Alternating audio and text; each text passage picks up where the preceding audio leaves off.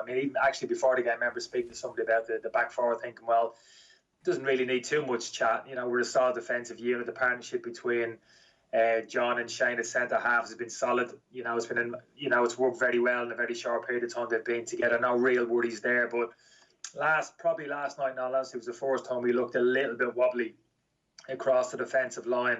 We looked a little bit open and susceptible to that kind of classic counter attack, and it nearly cost us on a couple of occasions. Why was that, Kenny?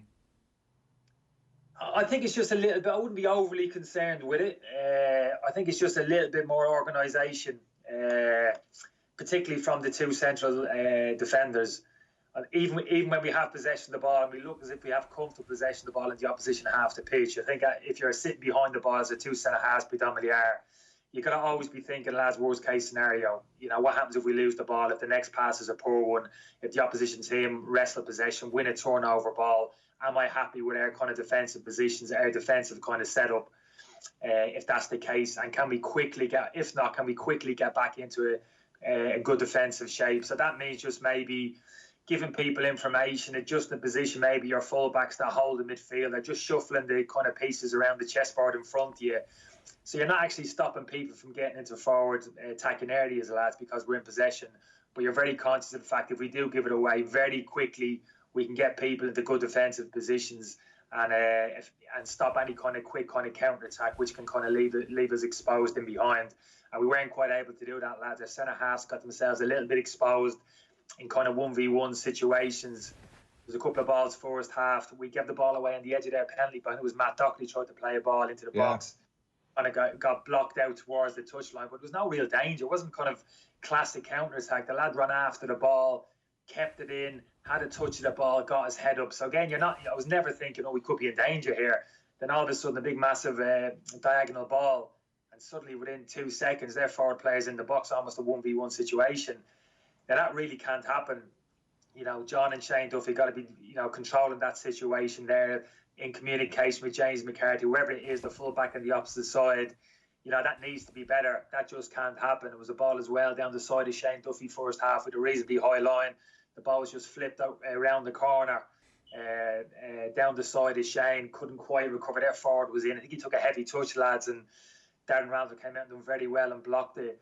But even little things like this, distances between centre halves and full-backs, if as a centre half you're feeling a little bit exposed maybe to the pace of this opposition centre forward, particularly if he's on your outside shoulder, you got to be getting that full-back a little bit tighter, and giving you a little bit more cover at times as well. So that's just kind of basic. That's just kind of little small. And Kenny, are you concerned? Like I know, like we're not. The difficulty with last night, I think, is that like Bulgaria are not Liverpool.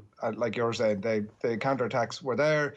They weren't necessarily that incisive, like the one that Doherty gives the ball away. But like, are you concerned then? Because Bulgaria didn't have a huge capacity to play through us, and that was to our favour. Like the only way they could get at us was that counter attack, maybe a ball over the top, which they did a few times. Are you concerned about that, or is it just this is all sort of settling in pains and this will come right, the shape will come?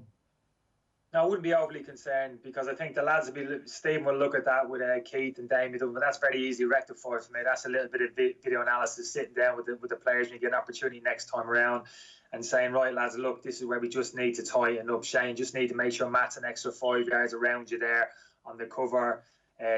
James, maybe a little bit 5 yards. The opposition fullback, don't commit yourself too high, too soon up the pitch.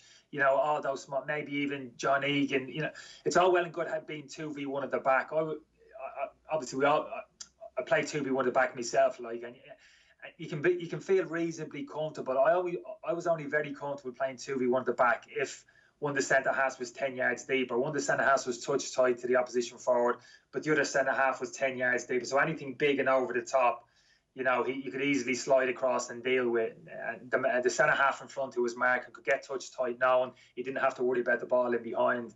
I see a lot in the modern game, the 2v1 at the back, two centre halves actually stood 10-15 yards apart, square of each other. That for me is very dangerous, because that means one ball over the top can take two people out of the game. So again, that's just a small adjustment with the two centre halves. Think when you go tight to him, get on his shoulder, actually go and win the ball in front. Don't worry about that ball in behind. I'll deal with anything in behind. So just those small things, little small modifications, a little bit of communication, but that can be rectified very quickly for me. Just sitting down with the defensive players there and just rolling that out, having that conversation between coaches and players. I wouldn't be overly concerned with that. I think that type of thing, I think, can be easily rectified. Because that's almost what happened with the goal, wasn't it, Kenny? That it wasn't a situation where Shane Duffy was protecting behind John Egan. He was actually in front of him, and that kind of gave the Bulgaria attacker just that yard of space to actually control the ball in the first place. Yeah, but there was a couple of things that played there. What happened there just a few seconds prior to that, Connor's giving the ball away, playing that square pass across the pitch, always a little bit dangerous, actually trying to play Jeff Hendrick in, and the ball got cut out. But if you see the kind of reaction after that, Connor kind of races from his kind of left midfield position across the pitch to trying to rectify the error. So if you notice, within a couple of seconds, all our midfield players, Jeff Hendrick is recovering, Jeff, Connor and James McCarthy are all over the right-hand side of the pitch. We're kind of out of balance, we're out of shape.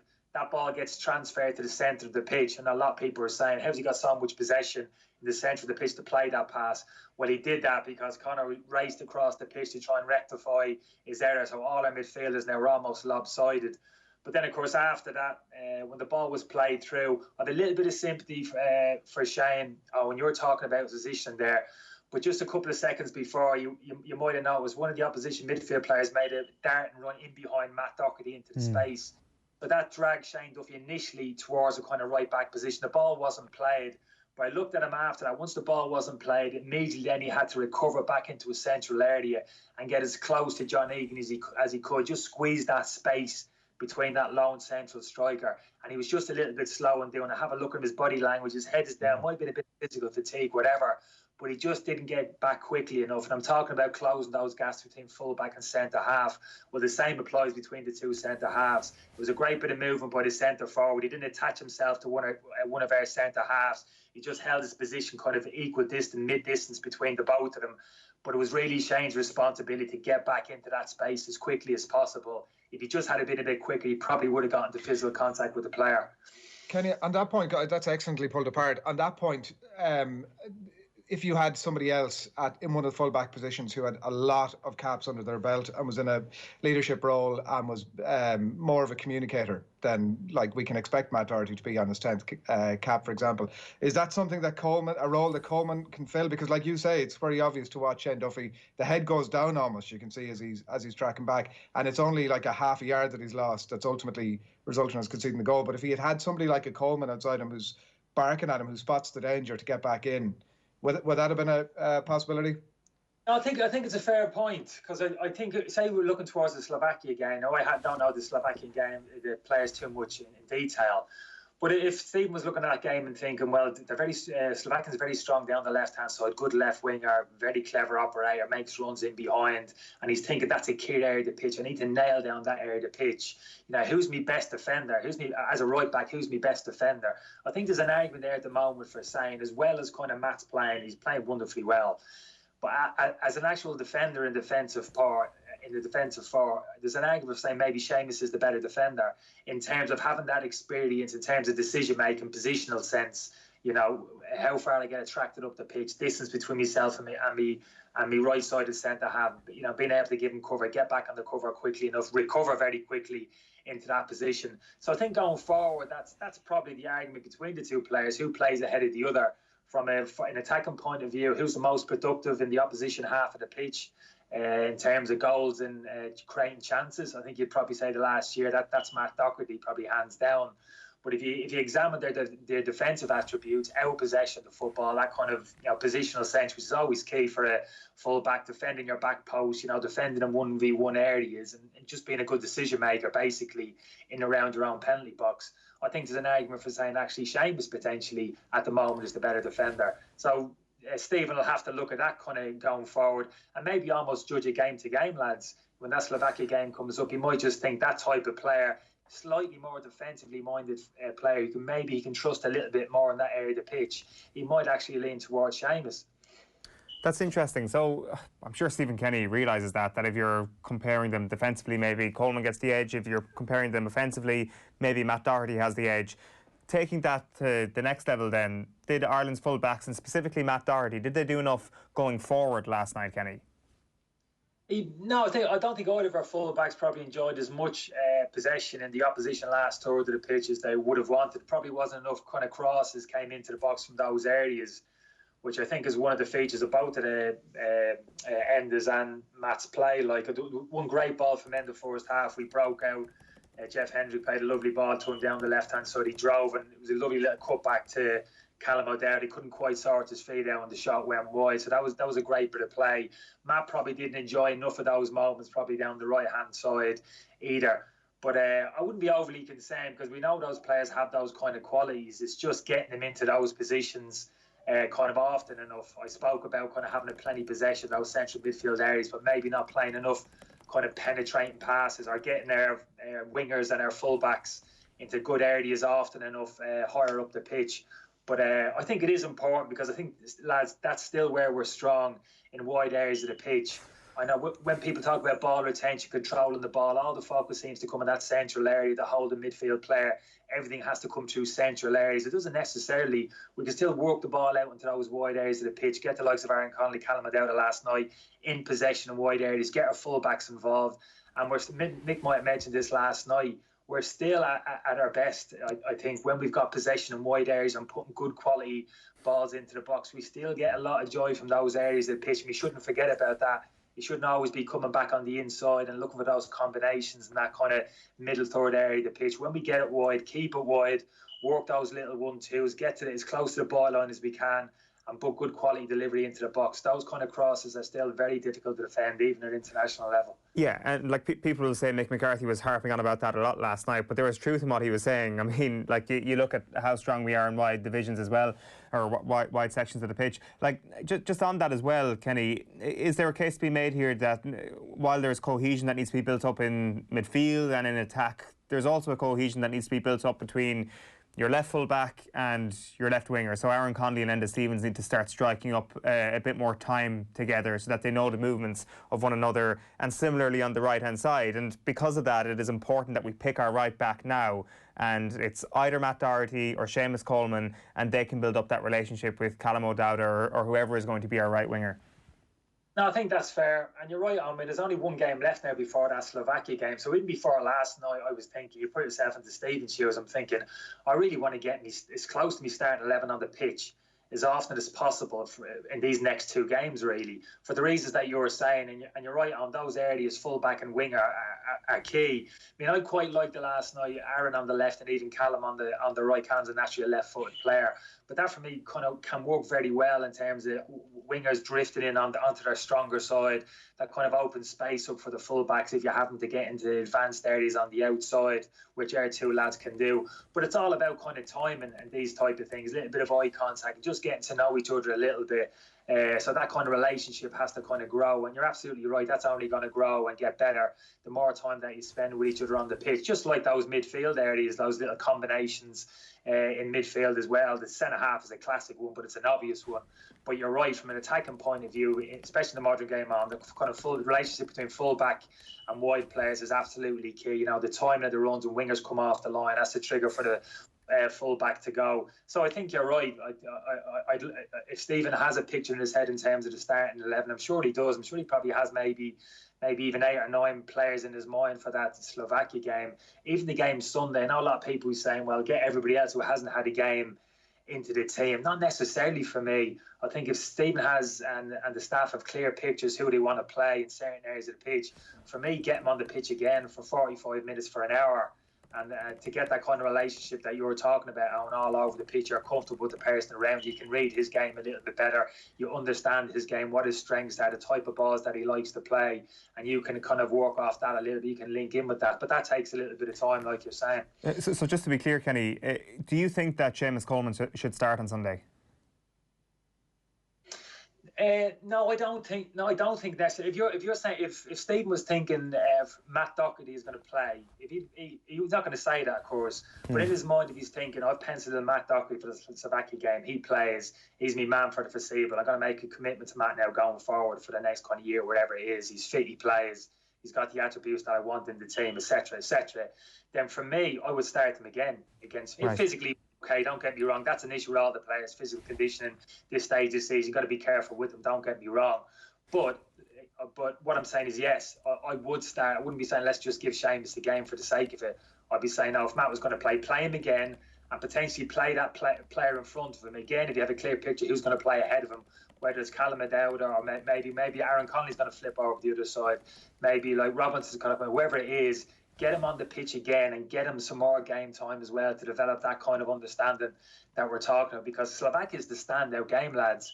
A lot of people talk about the number of games, a huge amount of games, but really for me, that Slovakia game's absolutely key. That's the kind of game changer for us. If we can go and win that and get to a playoff final and potentially win that, that's absolutely massive in terms of, you know, confidence around the team, real momentum, kind of finishing the year off and going into the World Cup qualifiers next year, and obviously with the Euro Championships next summer. So yeah, for me, everything, the whole focus, I know you play game to game and you want to win every game, but at the moment for me, everything is like tunnel vision towards that game in Slovakia, and everything that's got to be the priority in terms of everything that you do almost over the next kind of couple of games.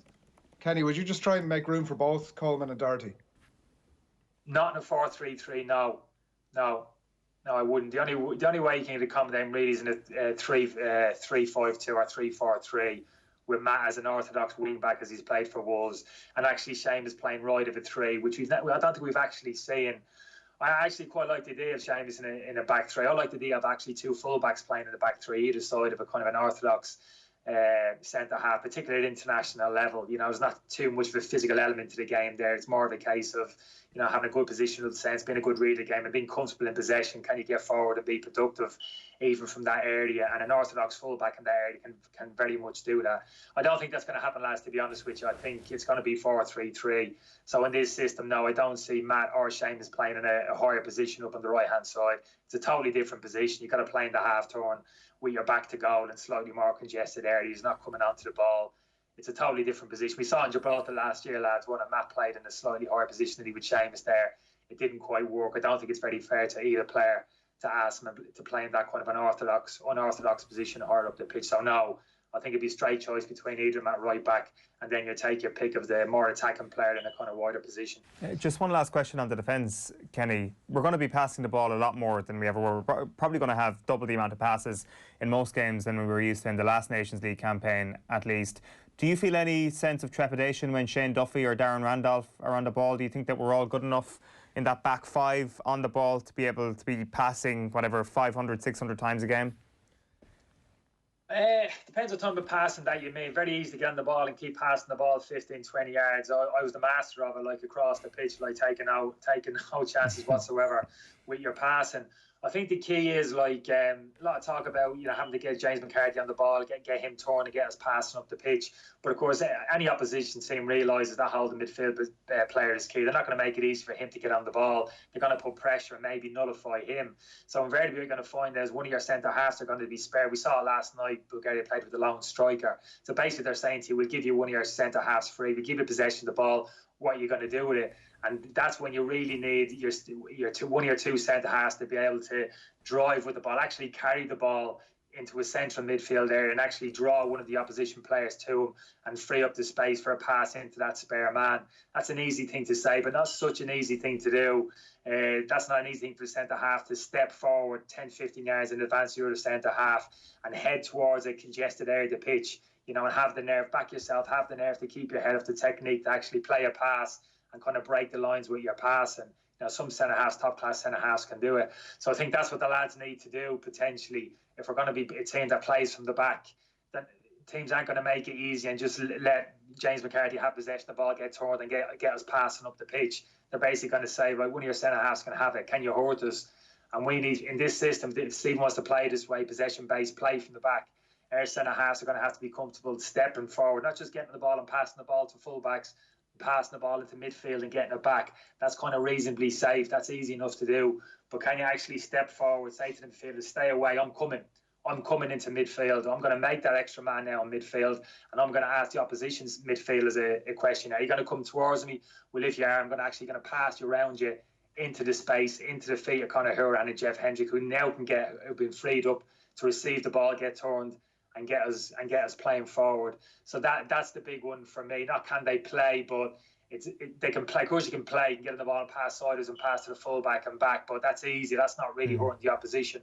What will hurt the opposition's ability to step forward into central midfield areas, commit players and actually be productive in there. And that's not an easy thing to do. So that's the big ask for Sheahan and John Egan and maybe other players. Darragh O'Shea's a player, lads, who's actually a very good pass to the ball as well, like a long pass or a switch of play.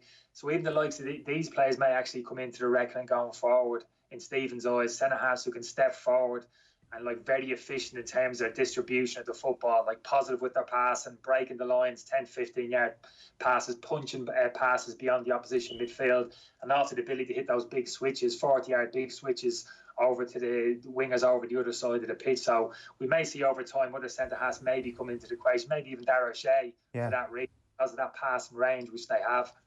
Yeah, absolutely. It is 8:28 on this Friday morning. You're listening to Kenny Cunningham break down last night's 1-1 draw in Sofia. OTB AM is live in association with Gillette. Good morning. Start with Gillette, giving you the confidence to tackle the day ahead. You mentioned the midfield there, Kenny. You mentioned James McCarthy, and we wanted to play you a bit of last night's show because John Giles was talking about McCarthy in the aftermath of the game. It's the first game. We won't read too much into it, but we've been talking a lot about James McCarthy and his role. If Stephen Kenny is going to go with this system, the importance of that player in the middle of midfield. And again, like, is he demanding the ball? Is he always there where you want it? Or at times it feels like he's taking the easy option. Well, no, I don't think he's consciously taking the easy option. But when you watch him now, and watch him in the first half, and he's done it before, every time somebody on his ball he's pointing to see where it should go. I don't like to see that. Why? You should be doing something about getting the blooming ball yourself. Never mind pointing to where somebody should be putting it. You should be looking for it and getting it, to turning on it, dictating it. That's how you dictate the game. You never dictate. I've never seen a player dictate the game at midfield, pointing at other people to where to put the ball. Right? Never. Never seen it. Get on the ball yourself. Don't be pointing. There's good positions. He was in some very, very good positions there to receive it, because he's the man that's going to connect the back to front.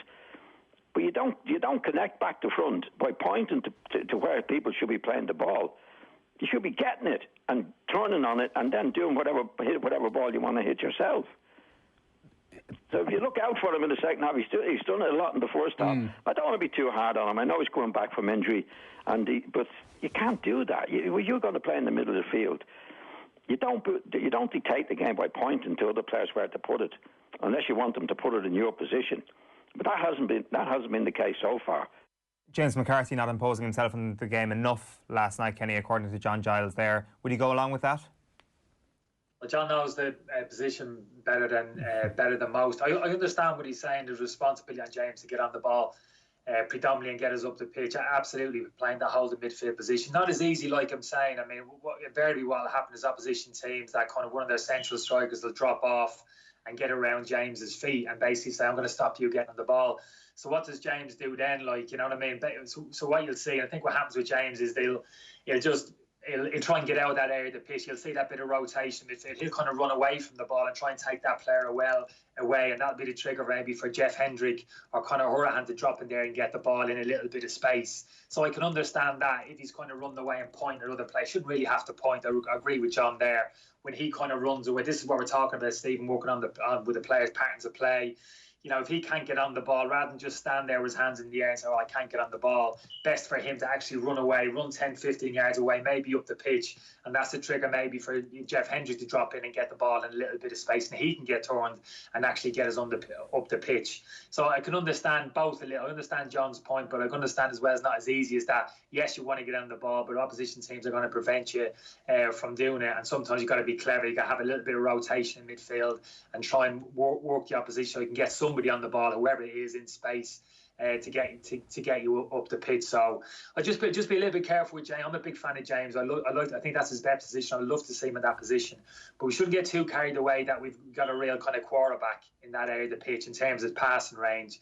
Kind of James is a very kind of efficient passer in the football. He can get on the ball. He can play punchy little balls around the pitch, but he's not the type to get on the ball, lads, and hit a 40-yard pass. You know what I mean? Ivan Edel stuff. You know, these big massive switches of play, or kind of Kevin De Bruyne range of pass, and he's not on that level, lads. I'm a big fan of him, so I think we just have to be careful not to be expecting him to get on the ball there and absolutely be bossing games from that area of the pitch in terms of his kind of range of passing. In fact, I think when you saw Conor come back there later in the game, you could probably argue Conor's range of passing is a little bit better. In fact, he played one great pass kind of late on, And it's one thing with the centre midfielders, which I'd like to see a bit more of our advanced midfielders, Jeff and Connor, last night. You notice with the two lads, they're always, their first maybe instinct is come towards the ball to receive the ball. They're very good footballers, and they like to receive the ball in a slightly deeper area. When you play with two number 8s, kind of those advanced midfielders, for me, I love to see them heading in the opposite direction at times. Not even in possession, out possession, just sprinting in behind the opposition back four, attacking those spaces between the opposition full-back and centre half. And Robbie Brady done it once great when he came on, lads. He came on centrally. Conor Horan went to that deep midfield position. Conor got the ball in the central area, maybe at 10 yards inside Bulgaria's half. And rather than Robbie coming towards the ball, which is what we're doing a lot of in the first half, Robbie just sprinted. He just actually planted his foot and he sprinted into the central area in behind the two opposition centre halves. Conor played a lovely floating ball in behind it. He almost got in. The keeper came out, if you remember, and they kind of collided. But it was a great run from Robbie, and that's the type of run which I like to see more from men, advanced midfielders. Not always maybe towards the ball to receive the ball, which is all well and good, but just to actually sprint beyond their central striker into the space behind the opposition defenders. That really kind of gets opposition defenders on their toes, and it's a great run. It's a great ball if you can find them, because they're actually in behind the opposition defenders. So only a small thing again, but it's just practice, lads, patterns, and just a little bit of time on the training pitch in the video analysis room, which I'm sure that time will be put in with the players. And over a period of time, hopefully we'll see those things being fine-tuned and things slightly improving from an attacking point of view and a defensive point of view. So wouldn't be overly harsh on the performance last night. I thought we deserved the draw, but I didn't think we'd done enough to win the game. Kenny, if you talk about the quarterback there, and if we look at the midfield generally and look like beyond McCarthy, we look at a player like Conor Horan, and you've mentioned him there. Your analysis of the goal earlier on was the first time I'd heard it mentioned. It was certainly something I was looking at last night, where the goal actually was initiated, which was that Horan picking up the ball just inside the Bulgaria half, a very straightforward pass out to Hendrick on the right wing. And it comes up short to a player that's like blatantly in his eye line. Like, it wasn't like some sort of a sneaky run that was this amazing intercept. One thought that struck me was if the assistant manager in the previous regime was still in situ, he was going to get torn a new one afterwards. It was a very basic pass that went wrong that led to a goal. And like, I know there are obviously some positive attributes to how he performed last night, but like that's hugely concerning from an Irish midfield point of view, the capacity to play such a simple pass like that eventually unravels the entire night for us last night. Yeah, but what I'd say in defence of Conor there, what I'd say, I think one of his major assets is his passing. His passing range is actually very good. That was kind of our character a little bit. The pass wasn't on. You're absolutely right. It was a kind of a high risk pass across the pitch, with potentially to be intercepted. But generally speaking, I think one of Conor's attributes is actually his passing range. He put actually a great cross in the first half. You remember, he drifted into almost a left back position and kind of put a great swinging ball in from 35 yards. Mac Doherty, I think, almost got on the end of it. So that's his strength, actually, in possession. He's not one for, I wouldn't say he's the greatest athlete, Conor. I'm talking about those runs, those dynamic 20, 30-yard runs into the box. He's not that type of player. He wants to drop off a little bit deep, even into kind of full-back areas at times, and then he gets himself on the overlap and high up the pitch.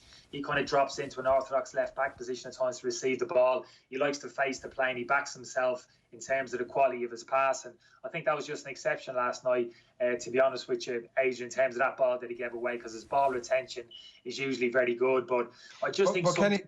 Kenny, just like on that point, if I am Stephen Kenny looking at that back this morning, like, football at that level is so unforgiving. Should we not be more critical of a player at that level giving away that basic of a pass that leads to a goal that has a severely compromised? Like, it wasn't...